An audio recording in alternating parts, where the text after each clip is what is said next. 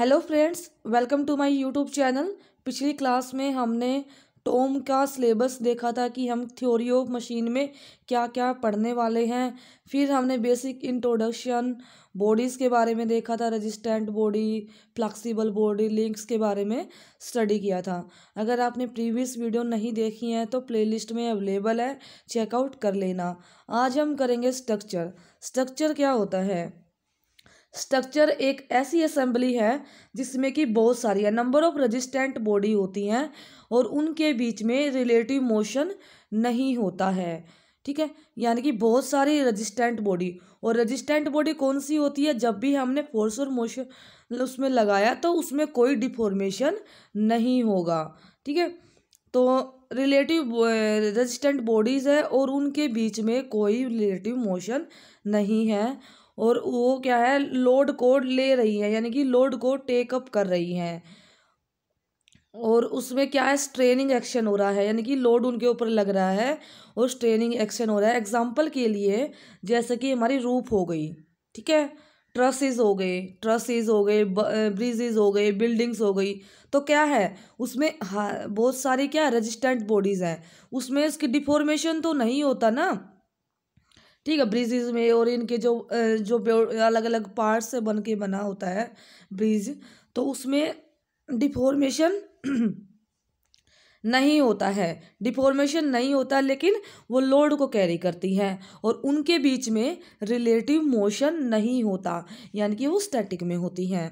फिर आता है difference between machine and structure. Machine क्या होती है और स्ट्रक्चर क्या होती है? मशीन ट्रांसफॉर्म करती है एनर्जी को किसी पर्टिकुलर काम को करने के लिए, यानी कि कोई यूजफुल वर्क करने के लिए एनर्जी का ट्रांसफॉर्म करती है। स्ट्रक्चर क्या होता है? ये एनर्जी को ट्रांसफॉर्म नहीं करता है, यानी कि एनर्जी ट्रांसफ़र नहीं होती है स्ट्रक्चर में। दूसरा, मशीन के अंदर क्या होता है, रिलेटिव मोशन, जो भी मेंबर्स हैं मशीन के उनके बीच में रिलेटिव मोशन होता है, लेकिन स्ट्रक्चर के बीच में क्या होता है, रिलेटिव मोशन एग्जिस्ट नहीं करता है मेंबर्स के बीच में, यानी कि स्ट्रक्चर में रिलेटिव मोशन एग्जिस्ट नहीं करता है मेंबर्स के बीच में। इसमें मशीन में क्या हो गया, जो भी लिंक ट्रांसमिट करेंगे मोशन और पावर, यानी कि इसमें लिंक्स हैं, मोशन के साथ साथ पावर भी ट्रांसमिट करेंगे। एग्जाम्पल के लिए लेथ हो गई, शेपर मशीन, ठीक है, तो ये क्या कर रहे हैं, मोशन के साथ साथ पावर भी ट्रांसफर कर रहे हैं।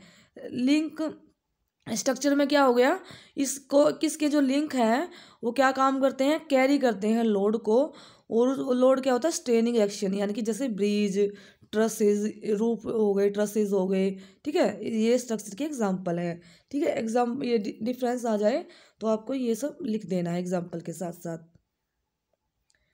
फिर आता है फ्रेम।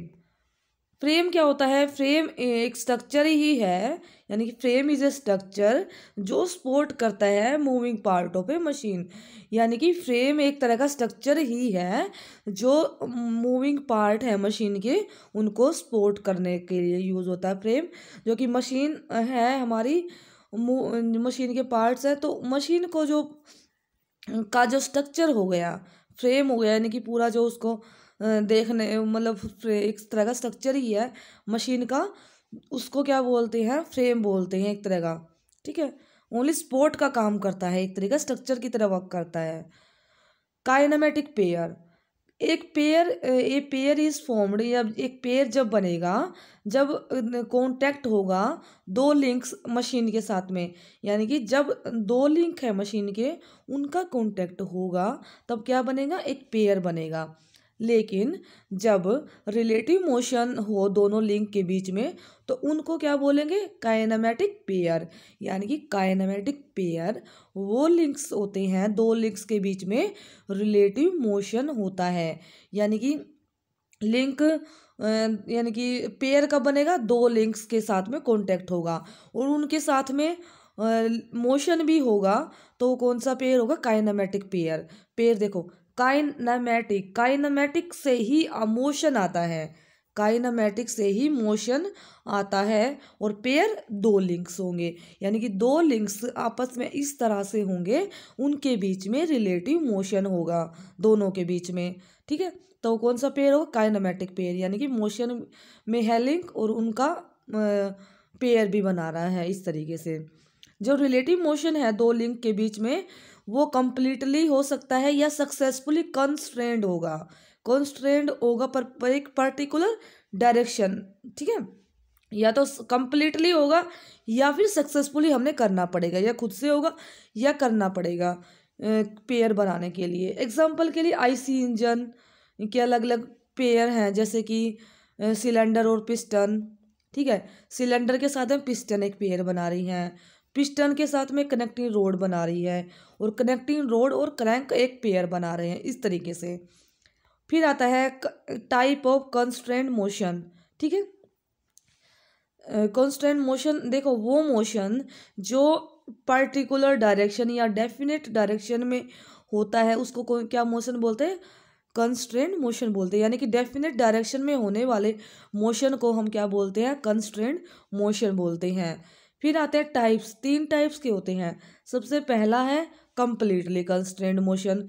ये कौन सा होगा, जब भी मोशन होगा दो पेयर के बीच में किसी डेफिनेट डायरेक्शन में होगा, irrespective to the direction of the applied force, यानी कि अप्लाइड फोर्स के साथ में अगर देखेंगे तो वो क्या होगा, एक डेफिनेट डायरेक्शन में होगा, उसको क्या बोलेंगे, कंप्लीटली कंस्ट्रेंट मोशन बोलेंगे। यानी कि वो मोशन पेयर के बीच का जो एक जिस डायरेक्शन में फोर्स लग रहा है उसके रेस्पेक्ट में एक पर्टिकुलर डायरेक्शन में होगा, वो कौन सा होगा, कंप्लीटली कंस्ट्रेंट मोशन होगा। एग्जाम्पल क्या है, motion of the piston in a cylinder of internal combustion engine, ठीक है। यानी कि पिस्टन और सिलेंडर के बीच में, आईसी इंजन के अंदर जो पिस्टन और सिलेंडर है उनके बीच का जो मोशन है वो कौन सा होगा, कंप्लीटली कंस्ट्रेंट मोशन। यानी कि जो पिस्टन का जो मूवमेंट होगा सिलेंडर के अंदर वो टू एंड फ्रो होगा, अप एंड डाउन होगा, वो क्या होगा, चेंज नहीं होगा।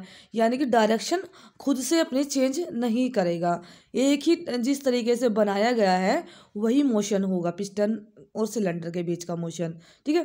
तो ये कौन सा हो गया, ये डेफिनेट डायरेक्शन में है, तो ये कौन सा है, कंप्लीटली कंस्ट्रेंट मोशन है, यानी कि एक ही डायरेक्शन में होने वाला है।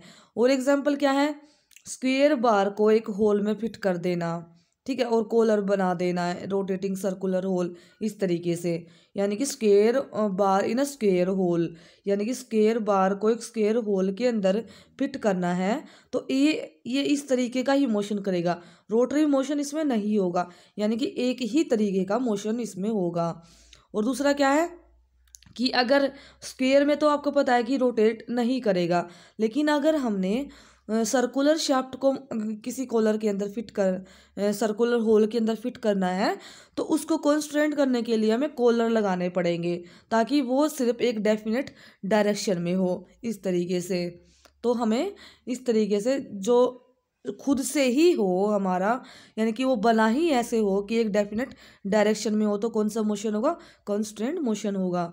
इनकम्प्लीटली कंस्टेंट मोशन कौन सा होगा, जब मोशन होगा दो पेयर के बीच में, यानी कि motion between a pair takes place in more than one direction, यानी कि एक से अधिक डायरेक्शन में अगर हो उस मोशन को क्या क्या बोलते हैं, इनकम्प्लीटली कंस्टेंट मोशन। यानी कि एक से अधिक डायरेक्शन में मोशन हो दो पेयर के बीच में, वो कौन सा मोशन होगा, incompletely constant motion. Example, circular bar moving in a circular hole, हमने उसमें कॉलर नहीं लगाया है, सर्कुलर बार सर्कुलर होल में है, तो वो देखो कैसे मूव करेगा, ये मान लो ये कॉलर नहीं लगाया है, ये सर्कुलर बार है, तो ये एक तो रोटरी मोशन भी करेगा और साथ साथ ये आगे पीछे भी मूव कर सकता है, यानी कि एक से ज़्यादा मोशन कर सकता है। दूसरा एग्जाम्पल क्या है, ए बार कैन रेसिप्रोकेट, और ये तो इसमें हाँ, या फिर उसमें या तो रोटेट करेगा या रेसिप्रोकेट करेगा, या दोनों ही कर सकता है साथ साथ।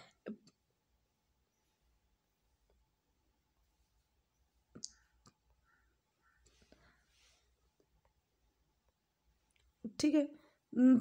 थर्ड एग्जाम्पल आता है कंप्लीटली इनकम्प्लीटली, फिर आता है सक्सेसफुली, सक्सेसफुली कंस्ट्रेंट मोशन।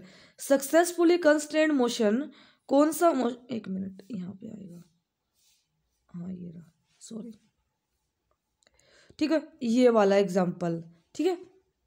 तो एक सर्कुलर होल में है और पार्शियली और सक्सेसफुली कंस्ट्रेंट मोशन कौन सा होगा, वो मोशन जो होगा दो पेयर के बीच में कंप्लीटली खुद से नहीं होगा, लेकिन कुछ अदर मीन्स, जैसे कि हम फोर्स लगाए या कुछ और तरीके से हम क्या करें, उसको रोके, मोशन को रोके, वो कौन सा होगा, सक्सेसफुली या पार्शली कंस्ट्रेंट मोशन।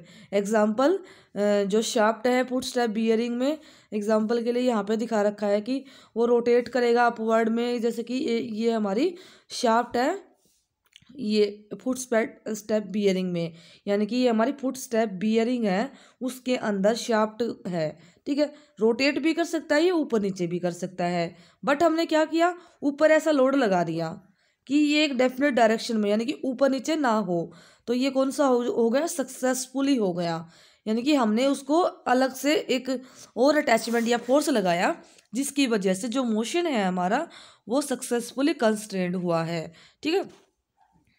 तो कंप्रेसिव फोर्स की वजह से ये अपवर्ड मूवमेंट को रोकेगा। और एग्जांपल क्या, इंजन वॉल्स हो गई, ठीक है, इंजन की जो वॉल्स है वो भी सक्सेसफुली कंस्टेंट मोशन हमें करना पड़ता है, तभी वो ओपन या क्लोज होती हैं। और पिस्टन जो रेसिप्रोकेट करेगी सिलेंडर के इनसाइड, तो भी हमने करना पड़ता है वो, ठीक है, प्रॉपर अरेंजमेंट, ठीक है। ये नेक्स्ट क्लासेस में करेंगे। अगर आपको आज की वीडियो हेल्पफुल लगी है तो इसको लाइक, शेयर एंड चैनल को सब्सक्राइब जरूर करना, ताकि आगे आने वाले वीडियोस के लिए हमें मोटिवेशन मिलता रहे। Thank you, have a nice day.